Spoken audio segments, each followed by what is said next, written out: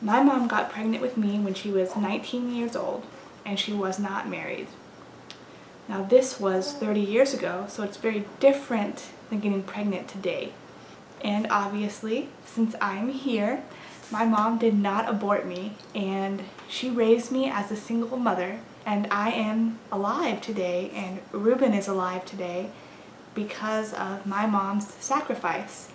I wouldn't be here, I would never have met my husband and married him, I would never have had Ruben, and I'm glad that my mom carried me and loved me and gave me the best life she thought, she could give me. She worked as a teacher and took care of me and later on my sister. I realize this is just one example, and I've heard all of the Christian reasons why you should not abort.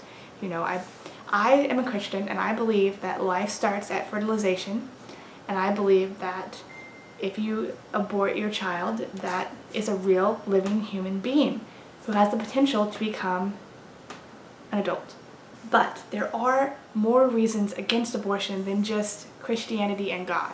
There are tons and tons of atheists out there and feminists that are against abortion and are for life, pro-life. And these are the kinds of things that I wanted to talk about today, because the God issue, if you're not a Christian, you're not going to really give that much stock. Therefore, it's kind of irrelevant because you either believe it or you don't.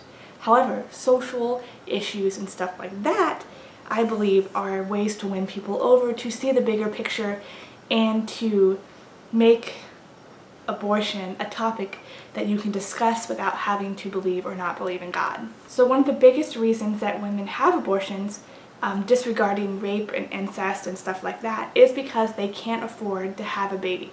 So let's say I'm really poor, I'm working 40 hours a week, and I work at McDonald's, and I suddenly find myself pregnant, and I realize that I can't afford medical bills, I can't afford to have this baby or raise this baby. I mean, babies are expensive. However, how does having an abortion help me? If I have an abortion, I'm still poor. Abortion doesn't help a woman. Socially, abortion changes nothing for the woman. So instead of getting rid of the baby, what I think that people should do and social programs should do is help the woman have the baby and have her job, or have the baby and get some supplemental income for that, as in take her out of the position where she feels like she can't have that baby and put her in a position where she feels safe and that she can have a baby. Instead, we have abortion where you have a poor woman, and then after abortion you still have a poor woman who's alone and isolated. We need to fix that problem. Another reason that a lot of women have abortions is because of shame and fear. And this can be a reason that a woman has an abortion for reasons of sexual abuse as well, although not always. And I always dislike someone who chooses to do something out of shame and fear. I shouldn't feel like I have to do something because I feel ashamed, or I shouldn't feel compelled to get rid of a baby because of fear of being judged. And that's just something that our society needs to change. And another thing that I think about is the dichotomy between males and females in regards to unplanned pregnancy. The male can just walk away. He can literally just leave and never talk to her again, never give her any money, never have any sort of responsibility, really just never think about it again. And yet, a woman is left with that choice with an unplanned pregnancy. She can't just walk away. There's a physical baby in her. She can't just walk away from it. She has to make the choice to either have the baby, give it up for adoption, keep the baby, abort the baby. She's the one left with that choice, and it just seems so unfair. I think men should be held responsible for the unplanned pregnancies that they are a part of as well.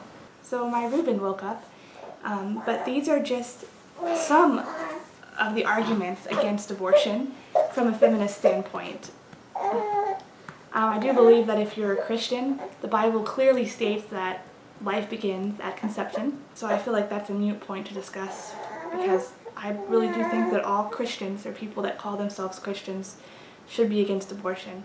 But if you're an atheist or a feminist, or any other religion, I still think there are lots of reasons against abortion. And of course, I know that it's a hard choice to make, and I've known many women who've struggled with this choice. Another thing we shouldn't do is shame or judge women for doing something that is legal in the United States right now to do, to have an abortion. I think that's something that only their hearts can wrestle with. So yeah, thanks for watching, and I hope you guys have a great, blessed day. Bye!